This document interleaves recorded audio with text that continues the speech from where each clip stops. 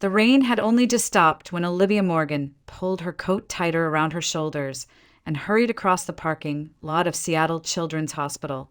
She was in her mid-30s, a pediatrician who had long ago accepted the chaos of emergency calls, long hours, and endless cases of coughing, feverish children. Medicine was not just a career for her, it was a calling. Every time she knelt by a child's bed and offered reassurance to a frightened parent, she felt the weight of her own unfulfilled dream pressing more heavily on her chest. Olivia loved caring for children, yet none of them were her own. For 10 years, she had been married to David Morgan. Their wedding photos still hung in the hallway of the modest 2-story house they had bought together on the outskirts of Seattle, when everything had seemed filled with promise. In those early years, Olivia had believed in the same future that most couples dream of: children filling the house with laughter, birthdays celebrated around a crowded kitchen table, family trips in the summer. But after years of disappointment, of doctor's appointments, fertility treatments, and heartbreak, those dreams had begun to fade. David had been supportive at first. He sat through every appointment, squeezed her hand when the results came back negative, and reassured her that they were still a family, just the two of them. But over time, his reassurance had softened into resignation. Maybe it just wasn't meant to be, he would say.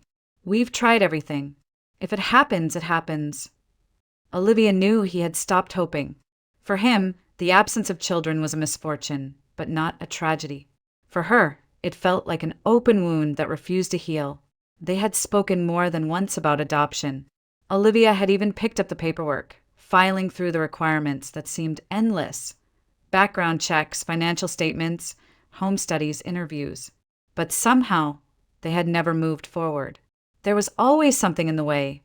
David's long hours at his auto repair business, or Olivia's on-call schedule at the hospital.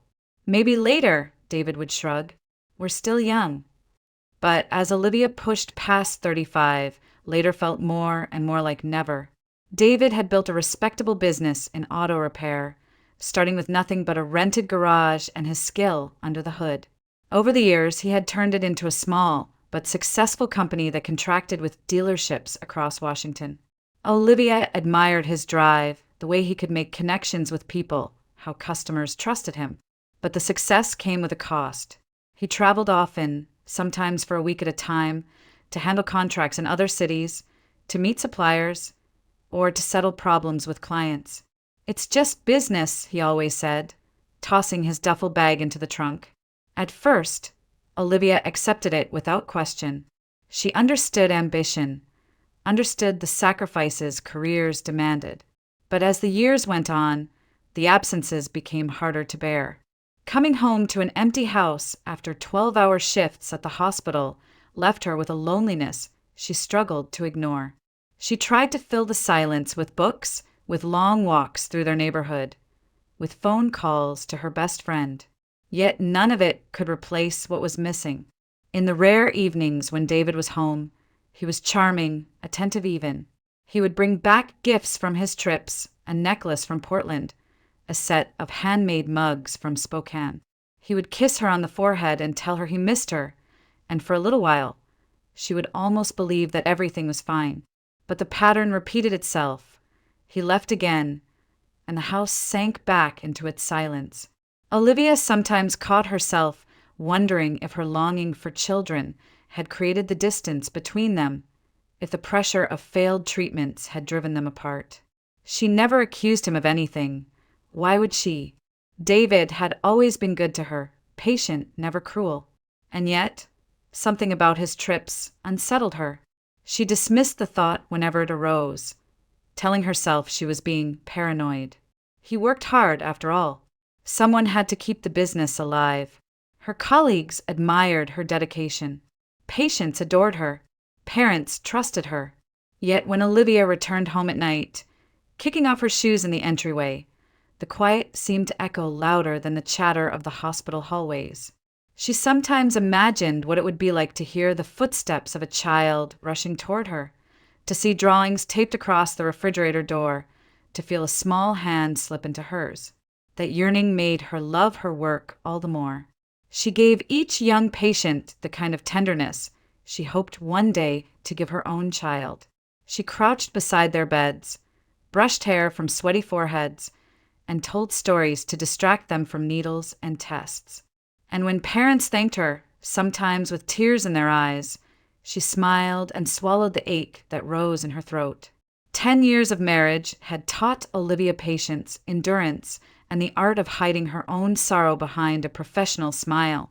On the surface, her life looked stable: a successful career, a hard-working husband, a comfortable home. But beneath the surface ran the silent current of unfulfilled dreams. And woven through it all was the pattern of David's frequent trips, excused as business, accepted without question, and dismissed as unavoidable. Olivia could not know it yet, but those absences were not just business. They were the shadows of another life, running parallel to her own, hidden just out of sight. And soon, that shadow would step into the light, unraveling the world she thought she knew. The pager on Olivia Morgan's hip buzzed just after dusk. She had been finishing paperwork at the nurse's station when the call came in. A 5-year-old girl. High fever, persistent cough, and shortness of breath. Possible pneumonia. Olivia grabbed her coat, signaling to the young nurse on duty to come along. It wasn't technically her shift. She had taken it to cover for a colleague, but duty was duty. And children couldn't wait. The ambulance carried them through slick Seattle streets, the wail of the siren cutting through the evening quiet. Olivia sat in the back, running through possibilities in her mind. RSV, pneumonia, even something more severe. She reminded herself to stay calm. Sometimes the most frightening symptoms in children were the easiest to treat, but sometimes they hid something dangerous. The nurse chattered nervously beside her about her own children, about the flu season, about how parents always seem to panic. Olivia listened with half an ear, her thoughts elsewhere. The apartment building wasn't far from downtown. They climbed 2 flights of stairs before a worried woman opened the door. Amanda Ruiz looked pale, her hair pulled back hastily, her eyes red from sleeplessness. "Please come in," she urged, leading them inside. The girl lay in a small bed near the window, her cheeks flushed, breath coming in shallow gasps. Olivia immediately crouched down beside her, introducing herself gently. "Hi, sweetheart, I'm Dr. Morgan. Can I listen to your breathing?" Grace blinked at her with watery eyes, clutching a stuffed rabbit close. Amanda hovered anxiously. "She's been sick for a week. The doctor said it was a cold, but it's not getting better. Today, she can hardly breathe. The fever won't break." Her words tumbled over each other, the panic clear. Olivia placed the stethoscope against Grace's chest, listening intently. Crackles, labored breaths. Her brow furrowed. This wasn't something that could be managed at home. "She needs more than we can do here," Olivia said firmly. "We'll admit her to the hospital tonight for observation and treatment. I'll call ahead to the pediatric unit." Amanda pressed a hand to her mouth, eyes wide. "Hospital? Oh God, will she be okay?" "She's strong," Olivia reassured her, forcing calm into her voice. "But we need to rule out pneumonia and we'll start antibiotics if necessary. The sooner, the better."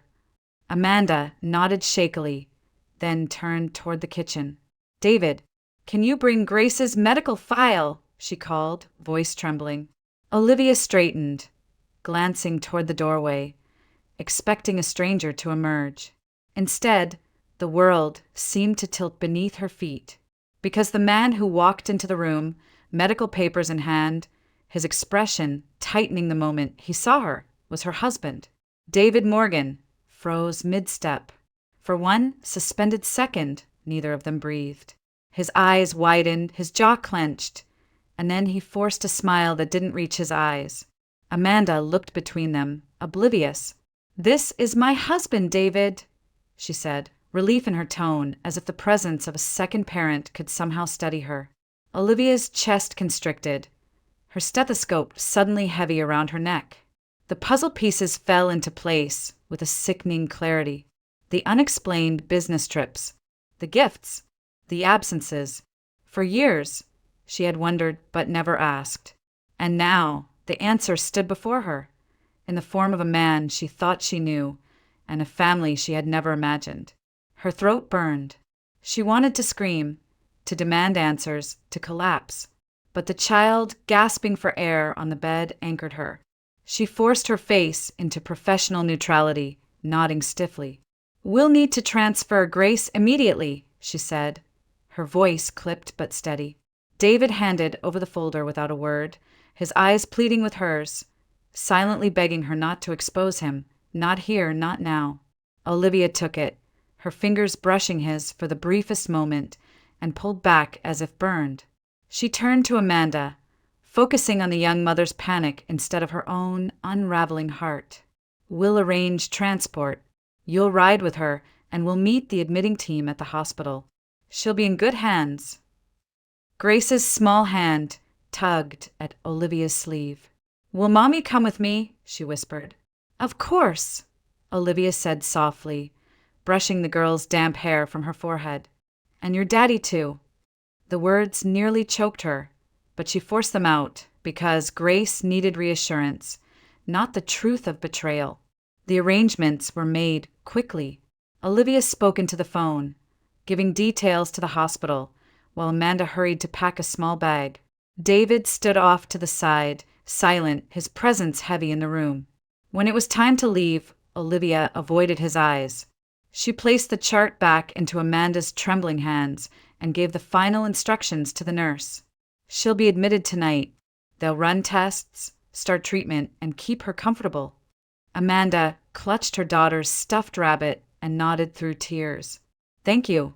Thank you so much." Olivia managed a smile that didn't reach her eyes. "We'll do everything we can."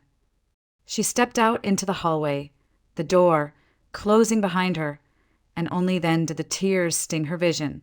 Her hands shook as she gripped the railing of the stairwell, fighting to steady herself. The professional mask had held inside that apartment, but now the weight of it crushed down on her. Her husband had another life, another family, a daughter old enough to mark the years of his betrayal. And all the while he had looked her in the eyes, kissed her cheek, and told her he loved her. As the ambulance pulled away with Amanda and Grace inside, Olivia stood on the curb, her breath clouding in the cold night air. The sound of the siren faded, leaving her in silence. Her world had just split in two, and nothing would ever be the same. The house was dark when Olivia returned. She had driven on autopilot, the city lights blurring into streaks across her windshield, her mind replaying the same scene over and over. David stepping through that doorway, Amanda's relieved smile, Grace calling for her parents, each memory cut deeper than the last. She dropped her keys onto the counter with a clatter and sank into the living room chair, numb. The walls seemed to close in, filled with photographs that now felt like cruel jokes. Wedding pictures, vacations, holidays celebrated as though their life together had been real. The front door creaked open near dawn. David stepped inside, his shoulders hunched, his steps tentative. He looked less like the confident businessman she knew and more like a man caught in a crime he could no longer deny. Olivia didn't rise. She watched him, her eyes burning with unshed tears, waiting. Finally, he broke the silence. "Olivia," he began, his voice hoarse, "I need to explain." "Explain?" Her laugh was sharp, bitter. "Explain what, David? That you have a daughter? That you've been living another life for 6 years? That while I was crying over fertility tests and adoption forms, you were raising a family across town?" David flinched. He lowered himself onto the couch opposite her, burying his face in his hands. "I never wanted it to happen this way. I didn't plan it." 6 years isn't an accident, Olivia snapped. Her voice cracked, but the fury carried it forward. 6 years of lies. 6 years of business trips and excuses. Do you have any idea what that did to me? He lifted his head, his eyes wet. "I met Amanda by chance. She brought her car into the shop. We talked. She was kind and I was lonely, I guess. It started small, I swear. A couple of dinners and I thought it would end there. But then She told me she was pregnant. With Grace. Olivia pressed her fists against her knees, trying to steady the trembling. And you stayed. You built a second life while pretending this one still mattered. I didn't want to lose you, he said desperately. I still loved you, Olivia. I still do. But I couldn't walk away from my child either. Grace is mine. She needed me. The words hollowed her out. He had said my child so easily when she had spent years longing for the very thing he had found elsewhere.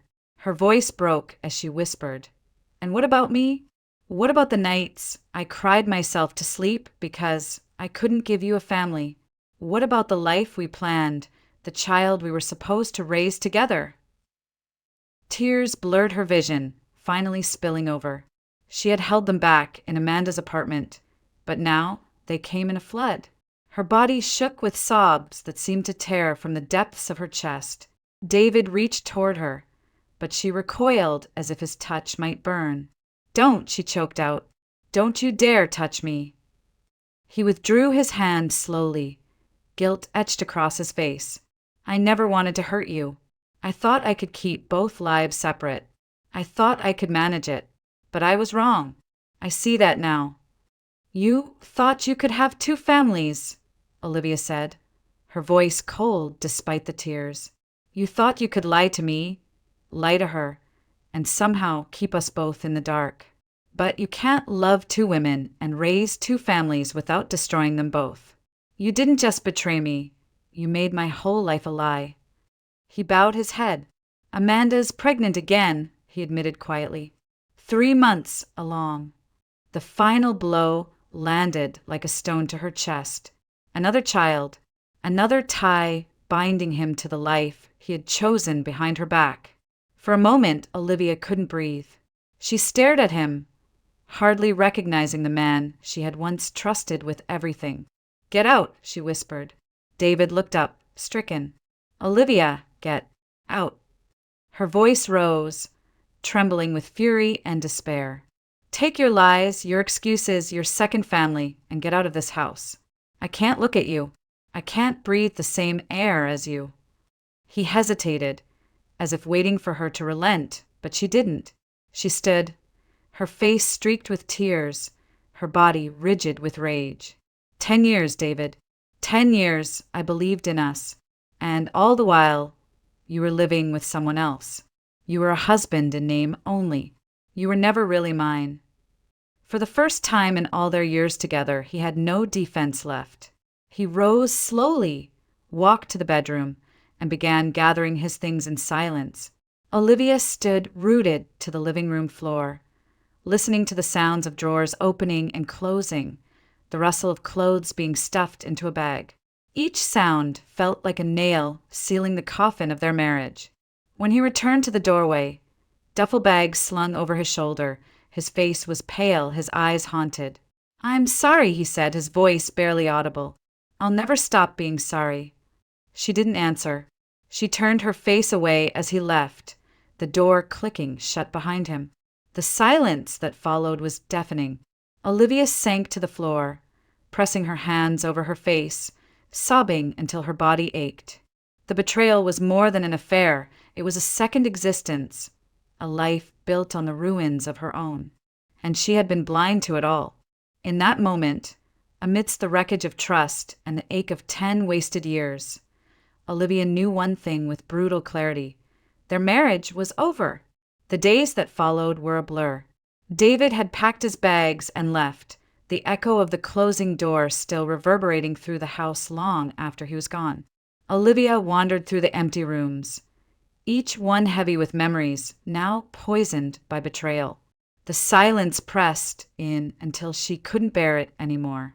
One evening, grief boiling into rage, she stood in the center of the living room, staring at the vase on the table, an old wedding gift she had once treasured. Without thinking, she seized it and hurled it against the wall. The crash rang out like a gunshot, shards scattering across the floor. Something inside her broke loose. She grabbed picture frames, books, anything within reach, and smashed them to the ground. Her cries tore through the air, half scream, half sob, raw and unrestrained. Plates shattered against the kitchen tiles. A lamp toppled, spilling light before flickering out. Years of swallowed pain and buried loneliness erupted in a storm of destruction. When at last her energy gave out, she collapsed onto the couch amid the wreckage, chest heaving, tears streaming. The house that had once symbolized safety and stability was now nothing more than a shell, broken like her marriage. She sat there until dawn, numb, surrounded by the ruins of a life she no longer recognized.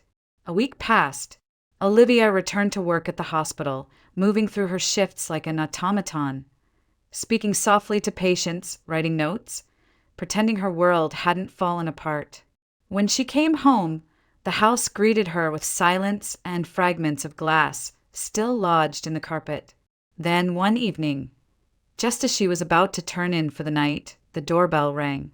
She opened the door to find David standing there, his face pale, eyes bloodshot. He looked older, as if years had passed in a single week since he had left. "Olivia," he began, voice shaking, "I wouldn't have come if it wasn't serious." She said nothing, gripping the edge of the door, her body tense. "It's Grace," he continued. "She's been diagnosed with a tumor. The doctors say she needs surgery. Chemo. It's bad, Liv. Really bad." The words struck her like a blow. Despite everything, she pictured the little girl lying in bed with her stuffed rabbit, cheeks flushed with fever, eyes searching for reassurance. A child who had never asked for any of this. David's voice cracked. "The treatments, the hospital stays, it's expensive. Insurance only covers so much. Amanda and I, we don't have enough. We need money. I need you to agree to sell the house." Olivia stared at him, stunned. "You want me to give up the only thing I have left for a child that isn't even mine?" Her voice trembled, caught between fury and despair. David swallowed hard, tears gathering. "She's my daughter. She's innocent. She doesn't deserve this. Please, Olivia. I know I've hurt you. I know I've ruined everything between us. But Grace, she doesn't have time. She needs every chance to fight." Olivia turned away, pacing through the ruined living room, her arms crossed tightly over her chest. The broken vase lay in pieces still, glinting in the light. Her heart screamed at her to say no, to protect the little she had left. But another voice rose within her, quieter, steadier. She was a doctor. She had sworn to protect children, no matter who they were. And she would not, let an innocent child suffer because of her pain. Slowly, she looked back at him. "Fine," she whispered. "I'll sign. We'll sell the house." Relief flooded his face. "Thank you. You don't know what this means." "Don't thank me," she cut in sharply. "This isn't for you. It's for her. For Grace." His shoulders sagged and he nodded. Later that week, the papers were drawn up. Olivia signed them with a steady hand, even as her chest ached. She watched her name flow across the page, sealing the end not only of her marriage, but of the home they had built together. When it was done, she walked out of the office into the gray Seattle drizzle, clutching her coat around her. The reality settled in with crushing finality. She had lost her husband, her marriage, and now her home. All she had left was her work, her father, and a sliver of resilience buried deep within her. That night, back in the half-empty house, she sat alone in the corner of the bedroom. Tears slid silently down her cheeks, but this time she didn't scream or smash anything. She simply let the grief wash over her. Olivia Morgan had nothing left of the life she once knew. And yet, in the silence, in the emptiness, she resolved to keep moving forward. Not because she wanted to, but because there was no other choice. The sale of the house went through quickly, too quickly. One morning, movers carried out the last of her furniture, leaving the rooms echoing with emptiness. Olivia stood in the doorway, clutching her bag, realizing she no longer had a home of her own. 10 years of her life, reduced to memories and boxes stacked in storage. With nowhere else to go, she drove across town to her best friend's apartment. Rebecca had been by her side since college, the kind of friend who never asked too many questions, but always seemed to know when Olivia needed her. When she opened the door and saw Olivia standing there, pale and weary, she pulled her into a hug without hesitation. "You're staying here," Rebecca said firmly, not leaving room for argument. She cleared a corner of the guest room, helped drag in Olivia's suitcases, and made tea as if it were the most natural thing in the world. That night, Olivia sat at Rebecca's kitchen table, the steam from her cup fogging her glasses. She told the whole story, the discovery, the confrontation, the sale of the house. By the time she finished, Rebecca's face was tight with disbelief and anger. "You gave up your share of the house?" Rebecca asked, incredulous. "Liv, that was your safety net. He cheated on you, lied to you, lived a double life for years, and you still gave him what he needed." Olivia's hands curled around the mug, the warmth grounding her. "It wasn't for him. It was for Grace. She's just a child. None of this is her fault. How could I look at myself in the mirror if I turned away?" Rebecca shook her head, her voice softening but still edged with frustration. "You've always been like this, always putting everyone else first. But when are you going to take care of you? You're the one left with nothing, Olivia. No husband, no home, nothing." The words stung because they were true. Olivia felt stripped bare. She had poured everything into her marriage, into her career, and now she was left standing with empty hands. But deep down, she knew she had made the only choice her conscience would allow. "I couldn't let her suffer," Olivia whispered. "Not when I had the power to help." Rebecca reached across the table and squeezed her hand. "I know, that's who you are. But promise me you'll think about yourself now. You can't keep giving until there's nothing left." In the days that followed, Olivia tried to settle into her friend's home. But the truth gnawed at her. She was living on borrowed time in borrowed space. The walls weren't hers. The bed wasn't hers.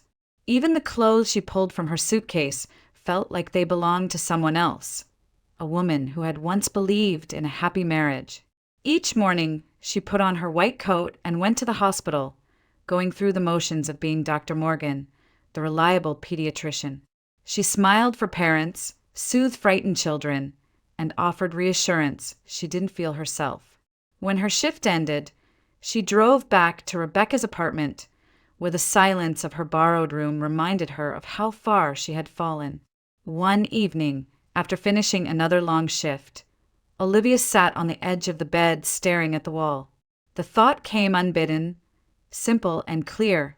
She couldn't keep living like this.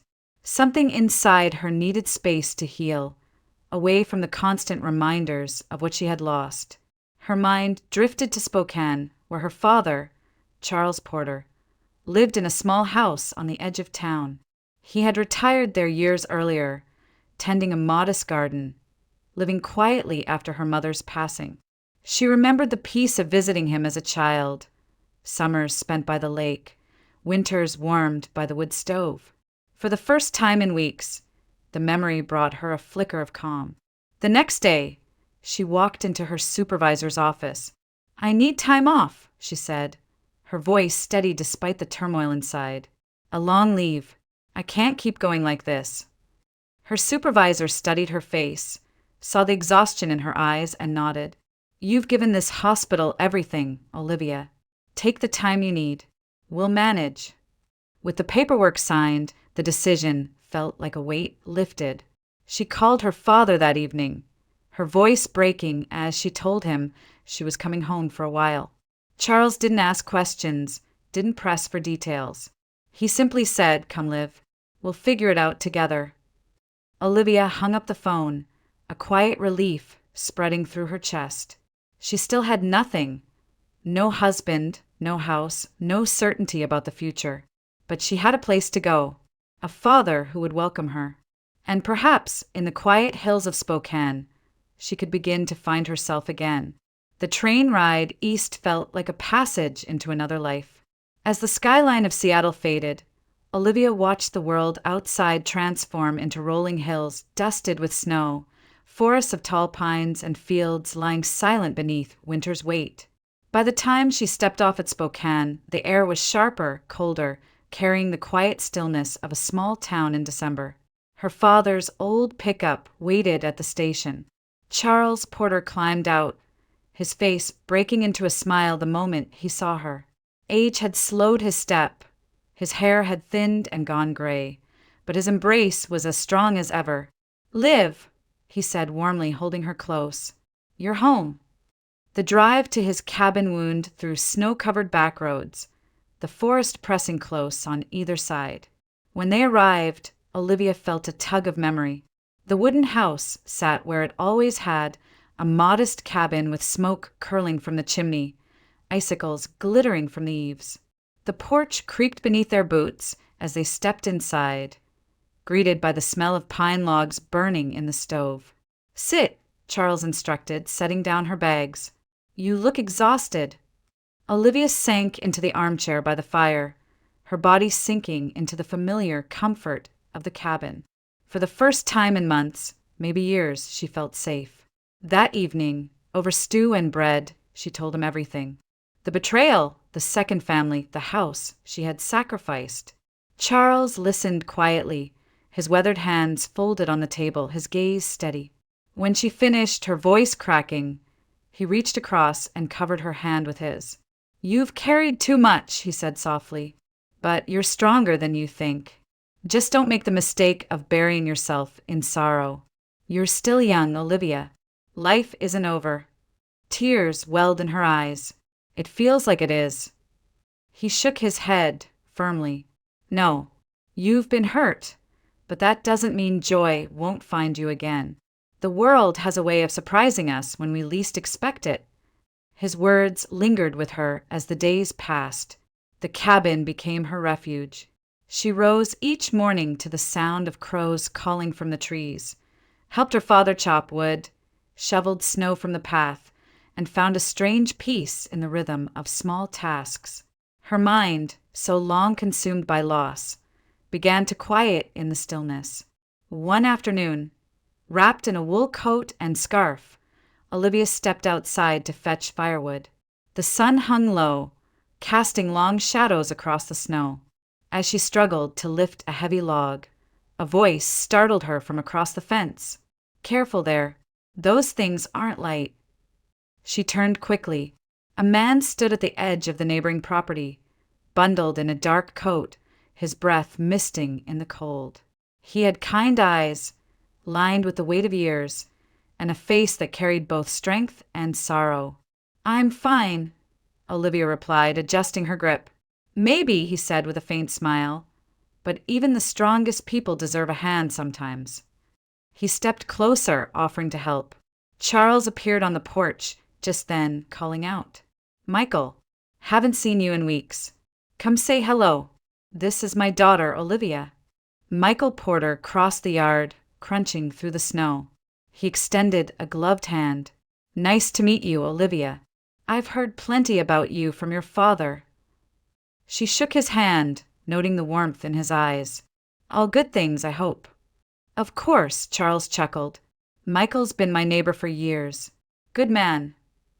They carried the wood inside together, settling near the fire. Conversation flowed easily, surprising Olivia with its simplicity. Michael spoke of his work as a contractor in town, of the challenges of keeping busy during the winter.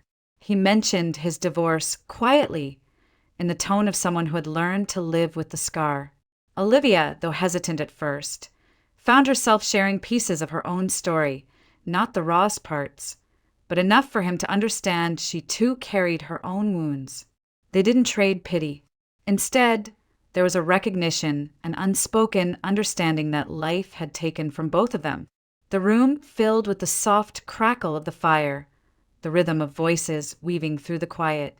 When Michael finally rose to leave, brushing snow from his coat, he offered a smile. "It's good to have you back in town, Olivia.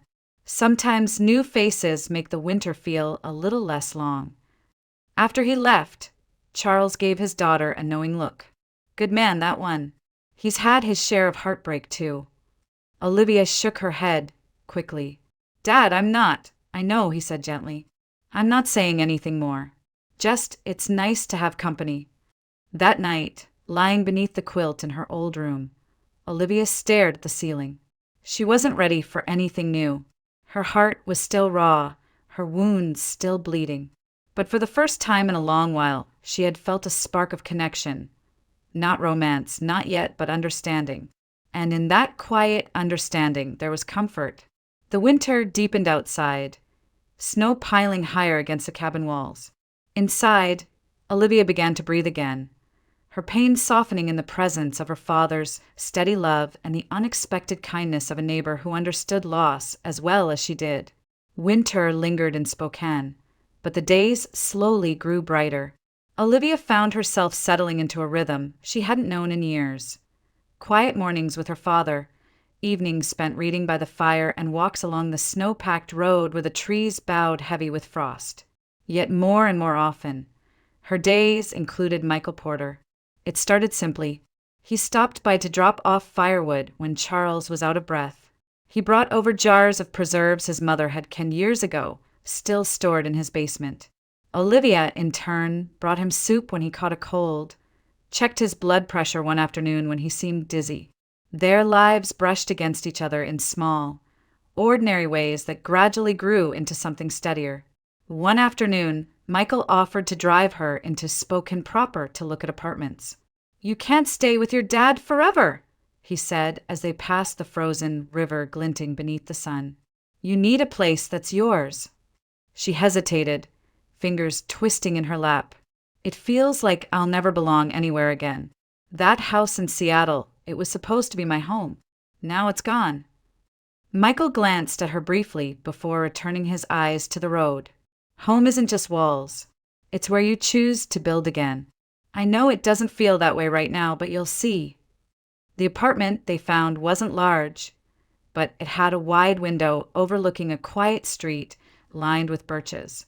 The landlord promised the lilac bush outside would bloom in the spring. Standing there in the empty room, sunlight pooling across the bare floor, Olivia felt a flicker of possibility. For the first time since losing everything, she could imagine belonging again. Michael helped her move in, hauling boxes from her father's truck, fixing the crooked cabinet door, and laughing when she struggled with the stubborn lock on the balcony. By the end of the day, they collapsed onto the couch, sharing takeout cartons and trading stories. That night was when Olivia told him the truth. "I can't have children," she said quietly, staring at the carton in her hands. "Years of treatments, procedures, nothing worked. Adoption was the only option we ever considered. And then, well, you know what happened." Michael was silent for a moment, then nodded. "I know how that feels. Different, but the same kind of loss." She lifted her eyes to him, curious. "My ex-wife and I had a son," he explained, his voice low. "Or at least I thought I did. We raised him for 4 years before a medical test showed the truth. He wasn't mine. She'd been unfaithful, and she left me soon after. Took the boy with her. I never saw him again." Olivia's heart clenched at the quiet ache in his words. "I'm so sorry." He shook his head. "I don't tell you this for pity. Just so you know, I understand what it's like to want something, to love a child, and to lose it." A silence fell between them, but it wasn't heavy. It was a silence of recognition, of two lives marked by different wounds, yet shaped by the same ache. In the weeks that followed, they grew closer, not through grand gestures, but through steady presence. Michael helped Olivia hang curtains in her new apartment. She invited him for dinner when she experimented with her mother's old recipes. They walked through the quiet streets, talking about small things, sometimes about hard things, never pushing, never rushing.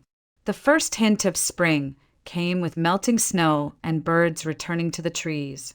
One evening, Michael invited her to dinner at a small restaurant in town. Over candlelight and quiet conversation, he reached across the table and took her hand. "Olivia," he said, his voice steady, "I never thought I'd want this again. But with you, it feels different. I don't just want to keep each other company. I want us to build something real." Her breath caught, heart quickening. "I know you can't have children," he continued. and I can't undo what I've lost. But there are children out there who need families, and together we could give one a home. A full family, not because we're perfect, but because we understand what it means to long for one." Her eyes filled with tears. The idea had once felt impossible, too heavy, too painful. But hearing it now from him, it felt like hope. Michael squeezed her hand. "Marry me, Olivia. Let's make a life together, and let's make room for a child who needs us." She stared at him, overwhelmed by the sincerity in his eyes, by the way he spoke not of fixing what was broken, but of creating something new. Slowly, through tears, she nodded. Yes. The restaurant around them faded into the background. For the first time in years, Olivia's heart lifted, not with the illusion of what she had lost, but with the promise of what she could still create. The wedding was quiet but beautiful, held in a small church not far from Olivia's new apartment. Close friends, a few of Michael's relatives, and her father gathered to witness two people who had both known heartbreak stand together and promise to try again. As they exchanged vows, Olivia felt a steady warmth in her chest, not the rush of youthful fantasy, but the grounded certainty of a second chance. A few months later, after paperwork, interviews, and endless waiting, they received the call that would change their lives. A little boy was ready for adoption. His name was Nikita, 3 years old, with dark hair that stuck up in all directions and wide, watchful eyes. When the social worker placed him in Olivia's arms for the first time, he clung to her shirt with surprising strength, as though he had already decided she was safe. Michael crouched beside them, his hand resting on the boy's back. "Welcome home, son," he whispered. From that moment, their lives shifted. The house filled with new sounds, the patter of small feet, the clatter of toys across the floor, bursts of laughter followed by tears and tantrums. Olivia found herself kneeling again and again to tie shoes, to wipe away crumbs, to soothe nightmares. Each gesture, no matter how small, filled her with joy. For years, she had ached for this, to be called Mom. And when Nikita's small voice finally spoke the word, tentative at first and then with confidence, her heart nearly broke from happiness. Michael embraced fatherhood with equal devotion. He taught Nikita how to stack blocks into towers, then laughed with him when they toppled. He carried him on his shoulders during walks through the park, pointing out birds and airplanes. On quiet evenings, the three of them would curl up on the couch, the television flickering, Nikita nestled between them. It was simple, ordinary, and perfect. Olivia often caught herself marveling at it all. After so many years of emptiness, after betrayal and loss, she had found a family, not the one she had imagined in her 20s, but something better, chosen, intentional, deeply cherished. For the first time in years, she allowed herself to believe in happiness again. Spring came, and with it a sense of renewal. The lilacs outside their apartment bloomed, just as the landlord had promised, their fragrance drifting through the open windows. Nikita toddled after butterflies in the courtyard, while Michael and Olivia watched from the balcony, their hands entwined. It was during this season of peace that the unexpected happened. Olivia had been feeling strangely tired, her appetite erratic, small waves of nausea interrupting her days. At first, she dismissed it as stress, as the adjustment of motherhood. But when the symptoms persisted, Michael gently suggested she see a doctor. Sitting in the clinic, Olivia felt a familiar dread. She had spent years in sterile rooms like this, waiting for answers that never came, only heartbreak. When the doctor entered with a smile, Olivia braced herself for the inevitable disappointment. But the words that followed left her stunned. "Congratulations," the doctor said warmly. "You're pregnant." For a moment, the room spun. Olivia blinked, certain she had misheard. That's impossible," she stammered. "I was told I couldn't," the doctor shook his head. "It's rare, but not impossible. Infertility isn't always absolute. Sometimes the body surprises us." Shock gave way to disbelief, then to tears that spilled down her cheeks. She pressed her hands over her stomach, as if to shield the miracle inside. A child. Her child. After all the years of longing, of grieving, of telling herself it would never happen, life had given her this gift. That evening, she told Michael. He froze, his eyes wide, searching hers for confirmation. "Are you serious?" he asked, his voice trembling. She nodded, tears still streaming. "I'm pregnant." His hands flew to his face, then dropped as laughter and sobs mingled together. He pulled her into his arms, holding her as if he would never let go. "I can't believe it," he whispered into her hair. "After everything, after all we've lost, we're being given another chance." They wept together, overwhelmed by joy, by the impossibility of it all. Michael pressed his hand gently against her stomach, awe in his eyes. "Our family," he said softly. "It's growing." The months that followed were filled with both exhaustion and anticipation. Michael painted a small nursery, while Nikita proudly carried stuffed animals into the room, announcing that his baby brother or sister would need them. Olivia, though nervous, felt stronger than she had in years. Each kick inside her reminded her that hope had not abandoned her after all. One autumn morning, their daughter was born. As Olivia cradled the newborn against her chest, with Michael by her side and Nikita peeking curiously from the doorway, she felt the weight of her journey. Betrayal, loss, sacrifice, all of it had led here. To this moment, to this family. Tears blurred her vision as she whispered to the tiny child in her arms, "You are our miracle." And in that room, filled with warmth and new life, Olivia finally understood. Happiness was not about the life she had lost, but about the one she had built from its ashes. The hospital room was quiet except for the soft cooing of a newborn. Olivia lay back against the pillows, exhausted but radiant, her daughter nestled against her chest. Michael sat beside her, his eyes never leaving the tiny face wrapped in blankets. And near the foot of the bed, Nikita bounced on his toes, peering curiously at his new sister. "Can I hold her?" he asked, his voice a mixture of excitement and awe. "Not yet," Olivia said gently, smiling at him. "Soon. She's still very small." Michael ruffled his son's hair. "You'll be the best big brother. She's lucky to have you." Nikita grinned, proudly, hugging his father's arm. For Olivia, the sight was almost too much to bear. Years of longing, of despair and betrayal, had led her here, into a moment so tender it felt like a dream. She pressed a kiss to her daughter's forehead, whispering silently her gratitude for this improbable gift. The months that followed were a whirlwind of sleepless nights and small miracles. Olivia and Michael moved through them together, taking turns rocking the baby, cheering as Nikita adjusted to his role as protector and playmate. Their apartment, once quiet, now rang with laughter, cries, and the chaos of family life. It wasn't perfect. There were nights when exhaustion threatened to break them, mornings when toys littered the floor and dishes piled high. But to Olivia, it was everything she had ever wanted. She carried her daughter on her hip while stirring soup, held Nikita's hand as they walked to the park, and leaned on Michael's steady presence when doubts crept in.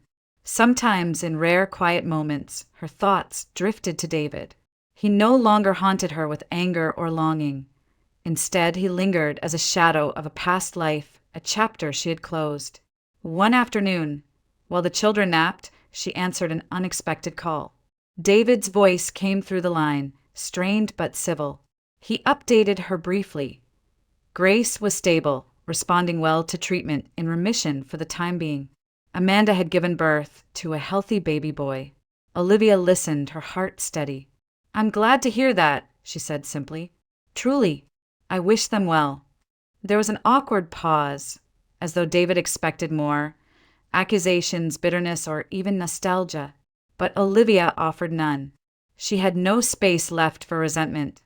Her life was full now, filled with people who loved her and needed her. They ended the call politely, two people tied only by the memory of what had been. That night, after tucking Nikita into bed and nursing her daughter back to sleep, Olivia stood by the window, gazing out at the quiet Spokane street. Snow fell softly, blanketing the world in white. She thought of Grace, of Amanda, of the boy born into that family. She whispered a silent blessing for them, a hope that they too would find peace. Michael came up behind her, wrapping his arms around her waist. "You okay?" he murmured against her hair. "Yes," she whispered, leaning into him. "More than okay." He kissed her temple, and together they stood in silence, watching the snow fall. As the years passed, their family grew into its rhythms. Nikita thrived in school, protective and kind toward his younger sister, who grew into a spirited child with Olivia's eyes and Michael's smile. The apartment became too small, so they bought a modest house with a yard where the children could play under the lilac bushes. Olivia's career shifted as well. She returned to the hospital part-time, balancing her work with motherhood. Each day, she was reminded of her calling to heal children, but she no longer felt the old ache of emptiness. She returned home to a family that filled the spaces once left hollow. Sometimes, late at night, she reflected on the path that had led her here. The betrayal had nearly broken her. The loss of her marriage, her home, and the life she thought she had built had left her stripped bare. Yet, from that devastation had come clarity. She had learned that endings, however brutal, could open doors to beginnings she had never imagined. Looking at her children asleep in their beds, Olivia felt no bitterness, only gratitude. She had not been defeated by loss. She had been reshaped by it. Her life was not the one she had planned, but it was the one she had needed. And as she held her daughter close one evening, with Nikita's laughter echoing from the yard and Michael's hand warm in hers, Olivia knew the truth with absolute certainty. Sometimes loss is the very soil from which happiness grows.